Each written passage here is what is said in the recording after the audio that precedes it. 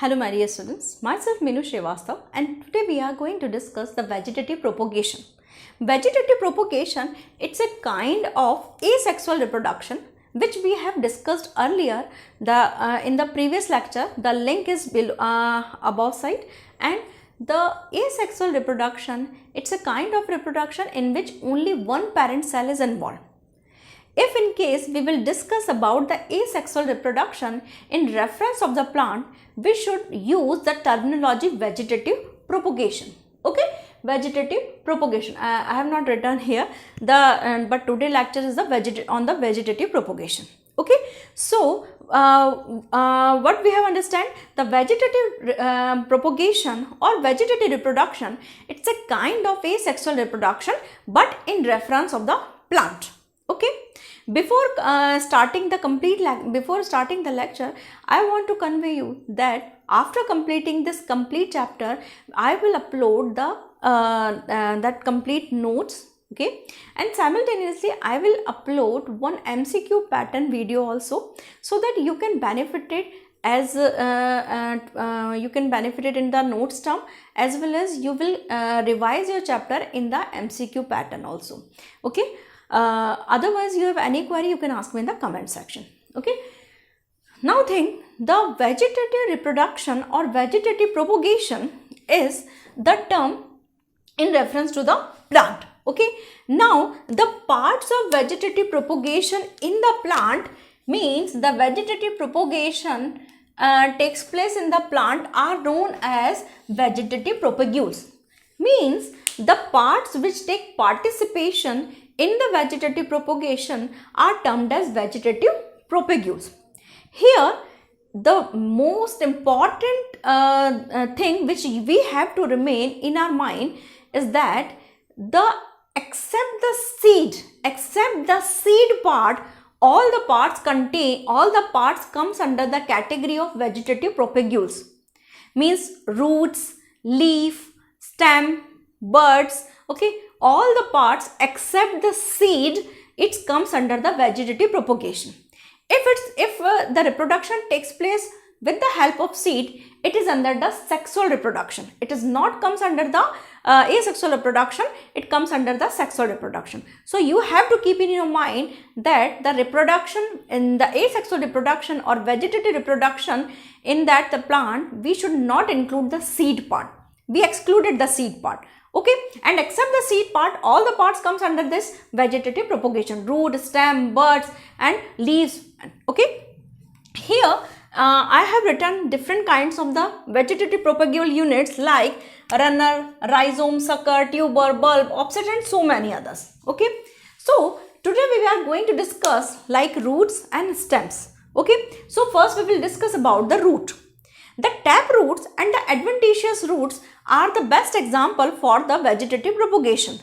Tap root, some students are getting confused on what is the tap root and what is the adventitious roots. The thing is that if the root is developed from the radicle, okay, means the tap root is developed from the radicle, okay, means the root which developed from the radical part, it is known as the tap root, okay, but except the radical, if the roots are comes out, it comes under the category of adventitious roots. Okay, means except the radical part,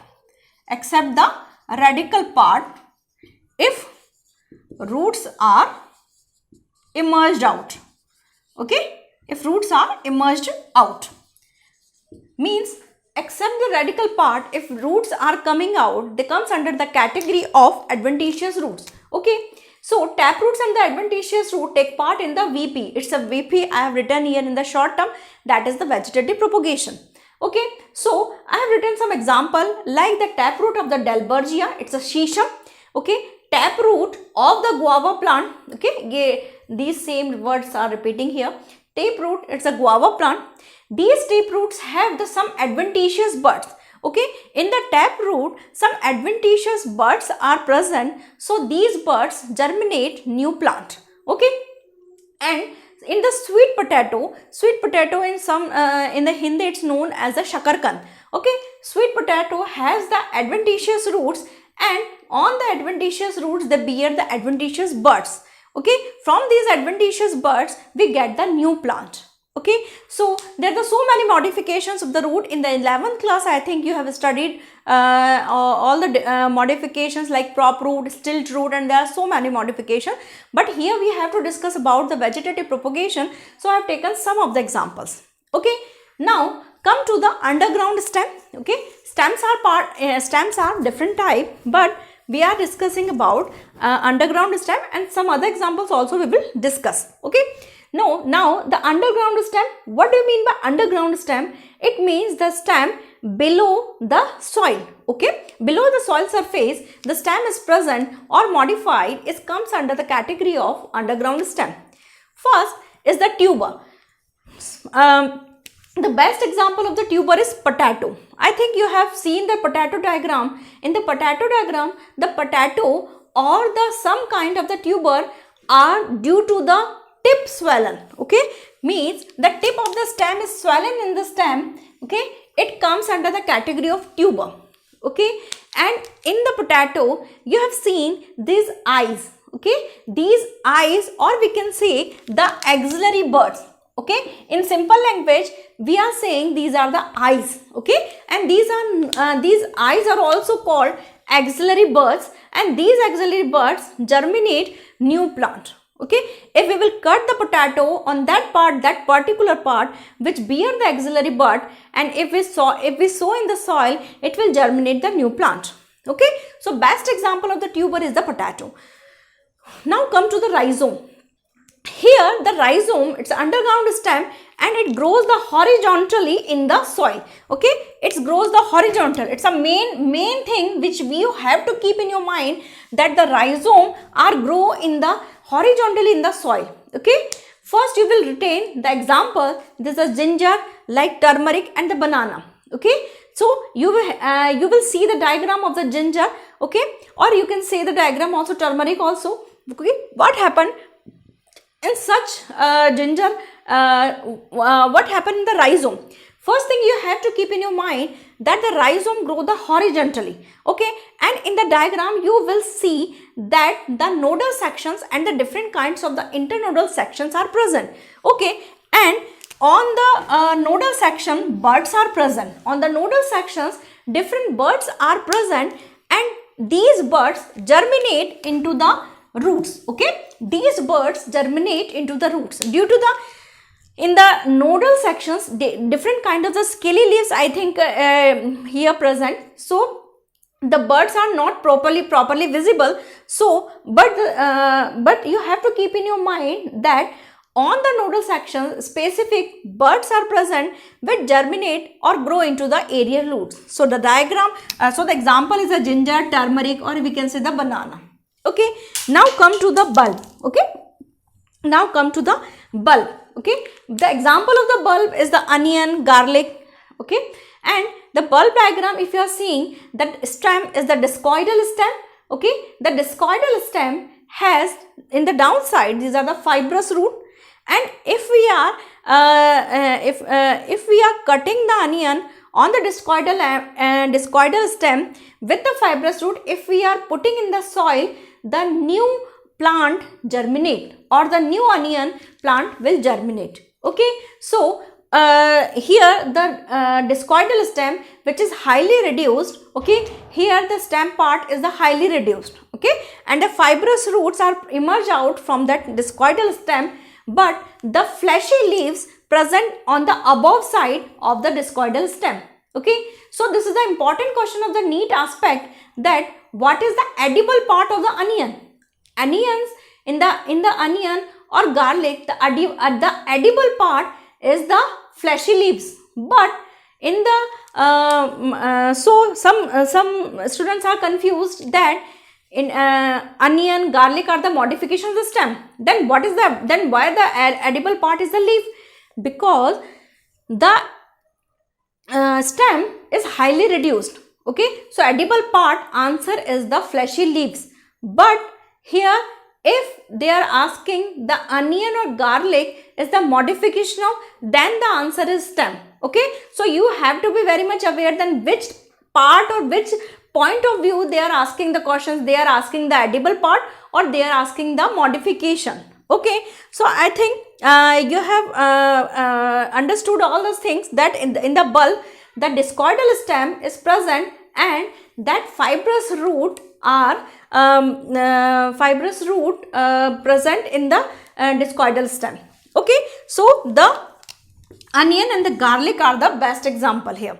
Now come to the corm part. Okay, corm is the underground stem. Okay, corm is also a modification of underground stem and they grow vertically. This is the main thing you have to keep in your mind, that the corm grow vertically. Now see the diagram of the corm. Here the diagram of the corm, you have seen that the different nodal and the internodal sections are present. The nodal sections have the many kind of the scaly leaves and the nodal section has the apical bud also. Okay, and these apical bud arise from the arise a new corm. Okay, from the apical bud new corm part is present. Okay, in the with the help of apical bud new corms are germinate. Okay, the examples are Colocasia, Jamaican and Colchicum. Now we will discuss the another modifications of stem. Okay, now we will discuss the some other modifications like the subaerial stem. Just now we have discussed about the underground stem. Now we will discuss about the subaerial stem. In the subaerial stem, we have 4 types, that is the runner, stolon, sucker and the offset type. So one by one we will discuss. In the runner the stem grows horizontally. Okay, in the runner the stem grows horizontally. As you have seen in the diagram, the stem grows horizontally, but it has the many nodal and the internodal sections. Okay, it has the many internodal or nodal sections, and from the nodal sections the leaves develop upward. As you have seen in the diagram, the leaves grows upward in the soil, upward from the soil, and the adventitious roots are developed from the downward into the soil. Okay, it's a very common example is the Cynodon dactylon, that is the doob grass or doob grass. Okay, which is generally used for our that puja and the other rituals purpose. Okay, and the other example is the oxalis also. Okay, so you in the runner the diagram, I think it's a completely visible or completely understood that in the runner the horizontal stem has the different nodes and the internodes, and the leaves grow upward and the adventitious roots downward. Okay, now second is the stolon. Okay, in the stolon, as you have seen in the diagram, in the stolon the stem or the connecting horizontal stem in the arc like manner. Okay, here I have written also the horizontal stem in the arc like manner. Okay, so in that arc like manner the stem which is above the soil, it will not germinate any root or any leaves, but the part which touch into the soil, the leaves and the other roots are germinated from that part only. Okay, so the roots are germinated on in the part which has already touched into the ground, or we can say soil. Okay, so there are some examples like Fragaria, strawberry, okay, jasmine and the peppermint. Okay, now come to the sucker. Okay, in the sucker the horizontal connecting stem below the soil. As you have seen in the diagram, the horizontal in the sucker, the horizontal connecting stem is the below the soil. Okay, and the branches are developed. Okay, and the branches are developed nodes, and after when the branches comes out, when the branches develop from that nodal section, they comes out from the soil. Okay, I think in the diagram it's clearly visible that from the nodal sections the branches are emerge out from the soil. Okay, the example is the pineapple and the chrysanthemum. Okay, the chrysanthemum. Okay, now fourth one is the offset. Okay, offset, here the offset is generally present in the aquatic plants. As you have seen in the diagram, the offset is somewhat similar like runner, but the main difference is that in the offset only one nodal section is present. Okay, a single nodal section is present in the connecting stem, but in the runner the connecting stem has the many nodal and the internodal sections. Okay, but in the offset generally a single nodal section is present, and from that the single node the leaves and the stem part comes out. Okay, and leaves and the root part develop from that single node. Okay, and generally it is found in the aquatic plants, and here the connecting stem which is connected from one stem to the one plant to the another plant, the connecting stem is somewhat fleshy. The best example is the Eichhornia, which is the terror of the Bengal. Okay, terror of the Bengal, because Eichhornia, it's a kind of we can say it's a famous for its beautiful beautifulness. Okay, but it had grown for that for its prettiness, but it has the oxygen depletion capacity from the water bodies is very high. So one time in the Bengal, just for the decoration purpose it was grown, but it was the headache. So in the Bengal it is known as the terror of the Bengal. Okay, Eichhornia, that is the terror of the Bengal, which is a nice example of the offset. Okay, there are some other modification, like in the other modifications, I think offset diagram, in the offset diagram which I have discussed, that in the offset aquatic plants which are in the diagram, I think it's clearly visible. Okay, so the example is the Eichhornia, terror of the Bengal. After before completing this offset, I want to discuss before completing this lecture, I want to discuss two more method, that is the leaf and the bulbils. Okay, the leaf part, which in that part adventitious buds are present in the leafy margin. Adventitious buds present in the leafy margin. I think in the diagram it's clearly visible.